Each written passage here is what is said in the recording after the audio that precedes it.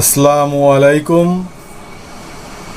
প্রিয় শিক্ষার্থী বন্ধুরা, আজকের পাঠে সবাইকে স্বাগতম।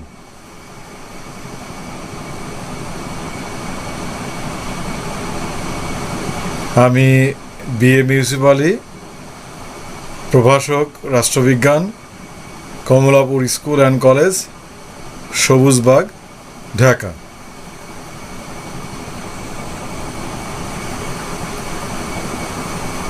পাঠ পরিচিতি। আজ আমি একাদশ শ্রেণীর পৌরনীতি ও সুশাসন বিষয় থেকে দ্বিতীয় অধ্যায়ের একটি বিষয় নিয়ে আলোচনা করব। তোমরা আমার সাথে থাকবে এই প্রত্যাশা করছি। এসো আমরা কিছু ছবি দেখি। প্রিয় শিক্ষার্থী বন্ধুরা, স্ক্রিনে ভালো করে লক্ষ্য করো। তোমরা কি কিছু বুঝতে পারছো? চলো আরেকটি ছবি আমরা দেখি। হ্যাঁ, আরো কিছু ছবি আমরা দেখব। প্রিয় শিক্ষার্থী বন্ধুরা, তোমরা ভালো করে স্ক্রিনের দিকে লক্ষ্য করে এবং ছবিটি দেখো। তোমরা হয়তো এতক্ষণে জেনে গেছো আজকের পাঠ আমাদের কি হতে পারে। আমাদের আজকের পাঠ গুড গভর্নেন্স, সুশাসন।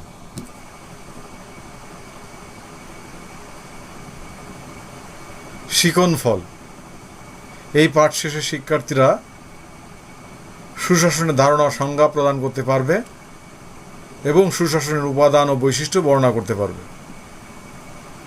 প্রথমে আমরা আলোচনা করব সুশাসন সম্পর্কে। সুশাসনের ইংরেজি প্রতিশব্দ হচ্ছে গুড গভর্নেন্স। ইংরেজি গভর্নেন্স শব্দটির আগে গুড প্রত্যয়টি যোগ করে গুড গভর্নেন্স শব্দটির উদ্ভাবন করা হয়েছে। সু অর্থ ভালো, তাহলে এর ফলে সুশাসনের অর্থ দাঁড়িয়েছে নির্ভুল, দক্ষ ও কার্যকরী শাসন। 1989 সালে বিশ্বব্যাংকের এক সমীক্ষায় প্রথম সুশাসনের প্রত্যয়টি ব্যবহার করা হয়। 2000 সালে বিশ্বব্যাংক প্রকাশ করে যে সুষ্ঠু গভর্নেন্স বা সুশাসনের 4টি প্রধান স্তম্ভ এর উপর নির্ভরশীল। এই 4টি স্তম্ভ হলো দায়িত্বশীল, 2 হচ্ছে স্বচ্ছতা, 3 আইনি কাঠামো ও 4 হচ্ছে অংশগ্রহণ। সুশাসনকে একক কোনো ধারণার মাধ্যমে সংজ্ঞায়িত করা যায় না, কেননা সুশাসনের ধারণাটি বহুমাত্রিক।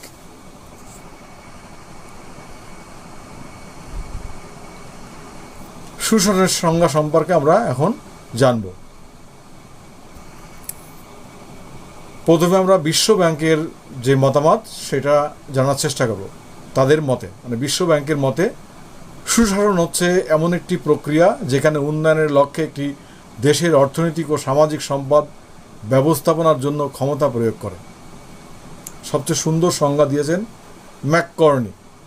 তিনি বলেন, সুশাসন বলতে রাষ্ট্রের সাথে সুশীল সমাজের, সরকারের সাথে শাসিত জনগণের, শাসকের সাথে শাসিতের সম্পর্ককে বোঝায়।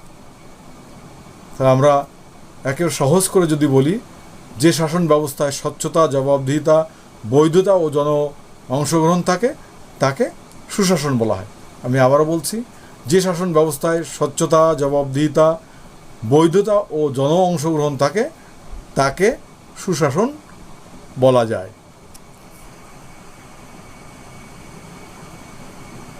প্রিয় শিক্ষার্থী বন্ধুরা, এখন আমরা সুশাসনের উপাদান ও বৈশিষ্ট্য সম্পর্কে আলোচনা করব। তোমরা এই চিত্রটি ভালো করে লক্ষ্য করো। প্রথমে দেখছো একটা ডায়াগ্রাম, এর ভিতরে গুড গভর্নেন্স লেখা আছে। চারিদিকে তোমরা লেখাগুলো ভালো করে পড়ো। আরেকটি চিত্র আমরা দেখছি, এই চিত্রটিও ভালো করে লক্ষ্য করো।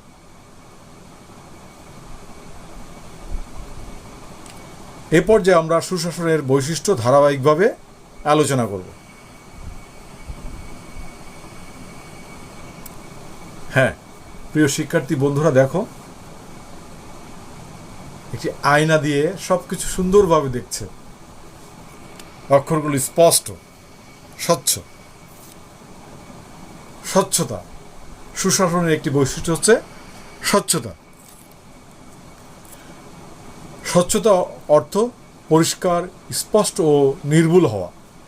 যে কোনো ধরনের গোপনীয়তা পরিহার করে নিয়ম নীতি মেনে কোনো কাজ সুষ্ঠুভাবে সম্পাদন করাকে স্বচ্ছতা বলে। স্বচ্ছতা বলতে তথ্যের অবাধ প্রবাহ এবং তথ্য প্রাপ্তির সহজলভ্যতাকেও বোঝায়। স্বচ্ছতা বজায় থাকলে দুর্নীতির আশঙ্কা থাকে না এবং নাগরিকদের কোনো প্রকার হয়রানির শিকার হতে হয় না।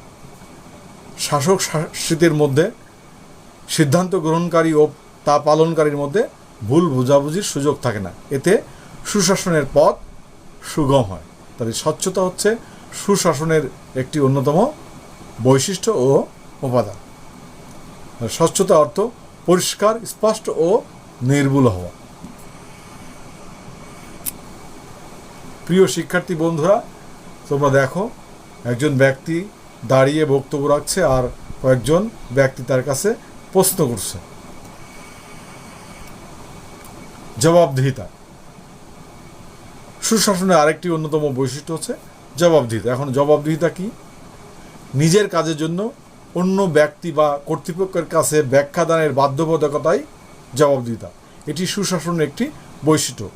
ব্যক্তি যখন তার কাজটি কী উদ্দেশ্যে বা কিভাবে করা হয়েছে এ বিষয়ে ব্যাখ্যা দেয়, তখন তাকে জবাবদিহি করা বলে। সরকারি, বেসরকারি প্রতিষ্ঠান, বিভিন্ন সামাজিক, রাজনৈতিক ও আর্থিক প্রতিষ্ঠানের সিদ্ধান্ত গ্রহণকারীরা জনগণ এবং সংগঠনের সংশ্লিষ্টদের কাছে তাদের কাজের জন্য কম বেশি দায়বদ্ধ। সর্বস্তরে জবাবদিহিতা নিশ্চিত করা গেলে দুর্নীতি কমবে, আমলাতান্ত্রিক জটিলতা হ্রাস পাবে, সর্বোপরি জনকল্যাণ নিশ্চিত হবে। তার মানে সুশাসন প্রতিষ্ঠিত হবে। তাহলে জবাবদিহিতা হচ্ছে সুশাসনের আরেকটি বৈশিষ্ট্য।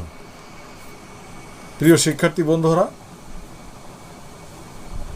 দেখো শিক্ষার্থী বন্ধুরা, ছবিটি ভালো করে লক্ষ্য করো। সম্ভবত এই ছবিটি আমরা দেখছি যে শিক্ষক কিছু জিজ্ঞেস করছে এবং শিক্ষার্থীরা তার জবাব দিচ্ছে, প্রশ্নের উত্তর জবাব দিচ্ছে। অংশগ্রহণমূলক। অংশগ্রহণ কি, এটা আমাদের আগে জানার দরকার আছে। অংশগ্রহণের অর্থ হলো রাজনৈতিক ও শাসন কাজে জনগণের অংশগ্রহণের সুযোগ, নীতি প্রণয়নে নাগরিকদের সম্পৃক্ততা, তথ্য, মত ও পরামর্শমূলক কাজে জনগণের অংশীদারিত্ব, রাষ্ট্রীয় সিদ্ধান্ত ও নীতি বাস্তবায়ন প্রক্রিয়ায় যৌথ উদ্যোগ, যৌথ পরিকল্পনা এবং জনগণের সরাসরি নিয়ন্ত্রণ প্রতিষ্ঠা। রাষ্ট্র ব্যবস্থায় তৃণমূল পর্যায় পর্যন্ত জনগণের অংশগ্রহণ সুশাসনকে গতিশীলতা দান করে। তাহলে সুশাসনের জন্য অংশগ্রহণ দরকার। প্রিয় শিক্ষার্থী বন্ধুরা, দেখো অনেকগুলো জনগণ, অনেক ব্যক্তি, ছবিতেই লেখা আছে লক্ষাধিক অবৈধ লন্ডন প্রবাসী বৈধতা পেতে যাচ্ছে। এটি খবর। বৈধতা, বৈধতা হচ্ছে সুশাসনের আরেকটি উপাদান ও বৈশিষ্ট্য। রাষ্ট্রবিজ্ঞানে বৈধতা হচ্ছে সাধারণত শাসন বা আইনের মাধ্যমে কর্তৃত্বের অধিকার এবং স্বীকৃতি। অন্যভাবে যদি আমরা বলি, জনসমর্থনের ভিত্তিতে যে কোনো কাজ করার নাম বৈধতা। এটি সুশাসনের একটি মানদণ্ড। শাসকগণের বৈধতা জরুরি। যথাযথ গণতান্ত্রিক প্রক্রিয়ায় নির্বাচিত অর্থাৎ জনগণের সমর্থনপুষ্ট সরকারই হলো বৈধ সরকার। সরকার বৈধ না হলে সুশাসন প্রতিষ্ঠা সম্ভব না। তাই সরকারের কার্যক্রম, নীতি ও সিদ্ধান্ত এবং প্রণীত আইনের প্রতি জনসমর্থন থাকা প্রয়োজন।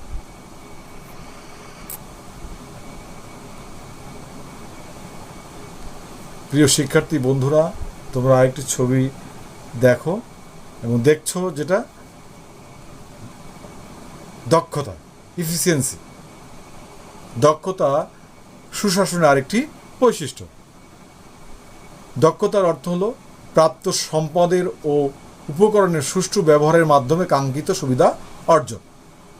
অবাধ তথ্য সরবরাহ, প্রশিক্ষণ, যোগাযোগ ব্যবস্থার উন্নতি, সংশ্লিষ্ট বিষয় ও তার ব্যবহারিক প্রয়োগ সম্পর্কে জ্ঞান, দুর্নীতি বিরোধী মনোভাব, কর্তব্যবোধ, নিয়মানুবর্তিতা, কর্তব্যনিষ্ঠা, কাজের আগ্রহ, কাজে ফাঁকি দেওয়ার অভ্যাস বা বিলম্ব দেওয়ার বদভ্যাস পরিত্যাগ, সততা ইত্যাদি বজায় থাকলে দক্ষতা বৃদ্ধি পায় এবং সুশাসন প্রতিষ্ঠিত হয়। তাহলে সুশাসনের জন্য দরকার দক্ষতা। প্রিয় শিক্ষার্থী বন্ধুরা, আমরা একটি দাড়িপাল্লা দেখছি, মাপকাঠি। দেখো, দুই দিকে সমান। আইনের শাসন, রুল অফ ল। আইনের শাসন হচ্ছে সুশাসনের একটি উপাদান বা বৈশিষ্ট্য। আইনের শাসনের মূল কথা হলো আইনের দৃষ্টিতে সকলেই সমান, কেউ আইনের ঊর্ধ্বে নয়, সবাই আইনের অধীনে। আইনের শাসন থাকলে নাগরিকদের স্বাধীনতা থাকে। এর দ্বারা সাম্য, স্বাধীনতা, মৌলিক অধিকার প্রতিষ্ঠিত হয়। শাসক ও শাসিতের মধ্যে সুসম্পর্ক গড়ে ওঠে। এসব কারণে আইনের শাসনকে সুশাসনের অন্যতম বৈশিষ্ট্য হিসেবে বিবেচনা করা হয়। আইনের শাসন আমরা যদি সংক্ষেপে বলি, সর্বক্ষেত্রে আইনের প্রাধান্যকে আইনের শাসন বলে। আইনের শাসন থাকলে সুশাসন প্রতিষ্ঠিত হয়। প্রিয় শিক্ষার্থী বন্ধুরা, আরেকটি ছবি দেখছি, ছবিটি তোমরা ভালো করে লক্ষ্য করো। দায়িত্বশীলতা। অর্পিত দায়িত্ব যথাযথভাবে পালন করাকে দায়িত্বশীলতা বলে। তোমার কাছে বা তোমার কর্তৃপক্ষ, তুমি চাকরি করো বা যে হতে পারে, তোমার উপরে যে দায়িত্ব দেওয়া হলো সেটা যদি তুমি যথাযথভাবে পালন করতে পারো, সেটাই হচ্ছে দায়িত্বশীলতা। তাহলে আমরা সুন্দর করে যদি বলি, অর্পিত দায়িত্ব যথাযথভাবে পালন করাকে দায়িত্বশীলতা বলা হয়। এই দায়িত্বশীলতা সুশাসনের একটি বৈশিষ্ট্য। এর অর্থ হলো সরকার ও রাজনৈতিক প্রক্রিয়ার দায়িত্বশীলতা। সরকারের শাসন বিভাগ তাদের নীতি, সিদ্ধান্ত ও কাজের জন্য আইন বিভাগের নিকট দায়ী থাকে। এভাবে পরোক্ষভাবে শাসন কর্তৃপক্ষ জনগণের নিকট দায়ী থাকে, কেননা আইন বিভাগের সদস্যগণ জনগণের নির্বাচিত প্রতিনিধি। তাহলে দায়িত্বশীলতা হচ্ছে সুশাসনের একটি উপাদান ও বৈশিষ্ট্য।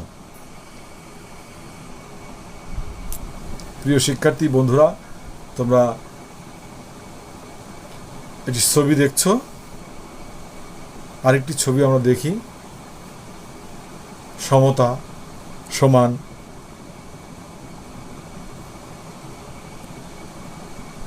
ন্যায় ও সমতা বিধান।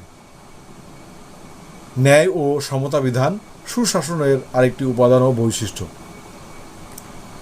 সমতা বলতে সমান সুযোগ বোঝায়। সুশাসনের জন্য রাষ্ট্রের প্রতিটি নাগরিকের ন্যায় ও সমতা বিধান জরুরি। সামাজিক, অর্থনৈতিক, রাজনৈতিক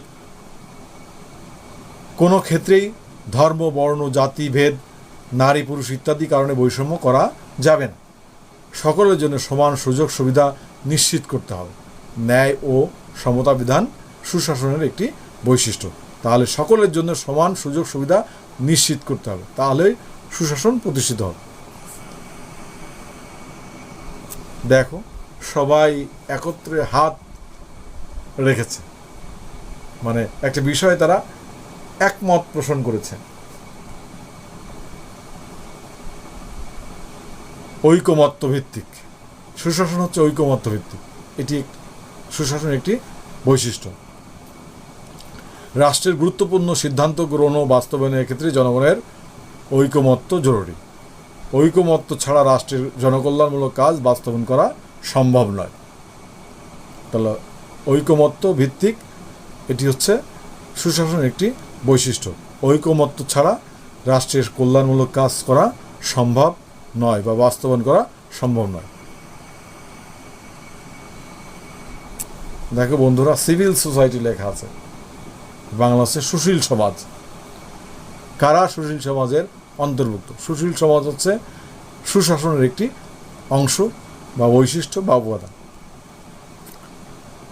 তো প্রথমে আমরা জানবো সুশীল সমাজের অন্তর্ভুক্ত কারা। সুশীল সমাজ হচ্ছে সেই সুসংগঠিত সমাজ যে সমাজকে রাষ্ট্র শাসন করে।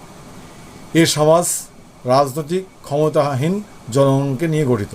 সুশাসন প্রতিষ্ঠায় সুশীল সমাজের ভূমিকাকে খুবই গুরুত্বের সাথে বিবেচনা করা হয়। তারা সাধারণত নিরপেক্ষ দৃষ্টিকোণ থেকে রাষ্ট্রীয় সমস্যা চিহ্নিত করে সমাধান খুঁজে থাকেন এবং নানা রকম গণমাধ্যম এবং বিভিন্ন ধরনের সংগঠনে যুক্ত থেকে বা মুখপত্র হিসেবে যে বক্তব্য প্রকাশ করে থাকেন তা সুষ্ঠু জনমত সৃষ্টিতে গুরুত্বপূর্ণ ভূমিকা পালন করে থাকে। তারা যারা সুশীল সমাজের সদস্য, তারা রাষ্ট্রের বিভিন্ন সমস্যা খুঁজে বের করেন এবং তারা বিভিন্ন সময় বিভিন্ন সংবাদপত্রে কাজ করেন বা সংবাদপত্রে মতামত প্রকাশ করে বিভিন্ন সামাজিক, রাজনৈতিক, অর্থনৈতিক সংগঠনের সাথে যুক্ত থেকে তাদের বক্তব্য পেশ করেন। এইগুলো জনমত সৃষ্টিতে গুরুত্বপূর্ণ ভূমিকা পালন করে, যা সুশাসনের জন্য দরকার হয়। প্রিয় শিক্ষার্থী বন্ধুরা, একটি প্রোগ্রাম হচ্ছে, লেখা আছে বিচার বিভাগের স্বাধীনতা ও কার্যকারিতা নিশ্চিত করার লক্ষ্যে করণীয়। এটি বৈঠক হচ্ছে গোল টেবিল বৈঠক। তাহলে স্বাধীন বিচার বিভাগ এটি সুশাসনের একটি বৈশিষ্ট্য। স্বাধীন ও নিরপেক্ষ বিচার ব্যবস্থার উপস্থিতি সুশাসনের অন্যতম বৈশিষ্ট্য। নিরপেক্ষ বিচার ব্যবস্থা ছাড়া সুশাসন প্রতিষ্ঠা হতে পারে না। যে কোনো দেশে বিচার বিভাগ যত যে কোনো দেশে যদি সেই দেশে যদি বিচার বিভাগ যত বেশি দক্ষতা ও নিরপেক্ষতার সাথে কাজ করতে পারবে, সেই দেশে সুশাসন এর ভিত তত বেশি মজবুত হবে। অর্থাৎ দক্ষতা ও নিরপেক্ষতার সাথে যদি বিচার বিভাগ কাজ করতে পারে, তাহলে সেই দেশে সুশাসনের ভিত মজবুত হবে, সুশাসন প্রতিষ্ঠিত হবে। তাহলে সুশাসনের জন্য স্বাধীন বিচার বিভাগ দরকার। We want press freedom. প্রচার মাধ্যমের স্বাধীনতা এটি সুশাসনের একটি বৈশিষ্ট্য। গণমাধ্যমের স্বাধীনতা না থাকলে জনমত প্রকাশিত হয় না। শক্তিশালী জনমত সুশাসন প্রতিষ্ঠার সহায়ক। তাহলে গণমাধ্যমের স্বাধীনতা না থাকলে জনমত প্রতিষ্ঠিত হয় না। জনমত গঠনের জন্য স্বাধীন প্রচার মাধ্যম দরকার, সংবাদপত্র দরকার, সেটা হোক প্রিন্ট মিডিয়া বা ইলেকট্রনিক মিডিয়া। শক্তিশালী জনমত সুশাসন প্রতিষ্ঠার সহায়ক। প্রিয় শিক্ষার্থী বন্ধুরা, আমাদের মাননীয় প্রধানমন্ত্রীকে স্ক্রিনে দেখছি, তিনি বলছেন যে রাজনৈতিক স্থিতিশীলতা ছাড়া উন্নয়ন সম্ভব নয়। তাই রাজনৈতিক স্থিতিশীলতা সুশাসনের একটি উপাদান বা বৈশিষ্ট্য। দ্বন্দ্ব, কলহ, সংঘাত, অস্থিরতার ঊর্ধ্বে উঠে সহনশীল রাজনৈতিক কর্মকাণ্ড পরিচালিত হওয়ার নাম রাজনৈতিক স্থিতিশীলতা।